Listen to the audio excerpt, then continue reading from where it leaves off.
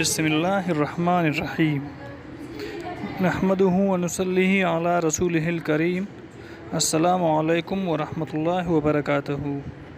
سیرت الشامی جلد نمبر 7 صفحہ نمبر 504 میں لکھا ہے، آپ صلی اللہ علیہ وآلہ وسلم کھڑے بیٹھے دونوں طرح جوتا پہن لیتے تھے، اسی طرح سنت ہے۔ بخاری صفحہ نمبر 870 میں لکھا ہے، ایک جوتا چپل پہن کر چلنا خلاف سنت ہے۔ رسالہ طاہر کردی صفحہ نمبر 21، ننگے پیر چلنے کی عادت خلاف سنت ہے۔ سیرہ جلد نمبر 7 صفحہ نمبر 550 میں لکھا ہے، جوتا یا چپل پہلے دایاں پھر بایاں پہننا سنت ہے۔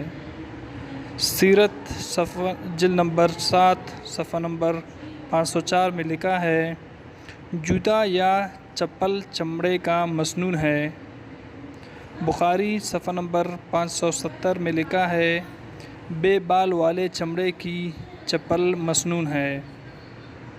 سیرت جلد نمبر 7 صفحہ نمبر 503 میں لکھا ہے، نبی صلی اللہ علیہ وآلہ وسلم اپنے جوتے کو بائیں ہاتھ کی انگشت سبابہ اور انگوٹھے سے اٹھاتے، یعنی جوتا دائیں ہاتھ سے اٹھانا خلاف سنت ہے۔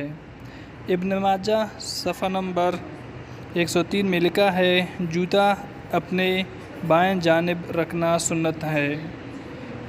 جوتا یا چپل پہن کر بیٹھنا خلاف سنت ہے۔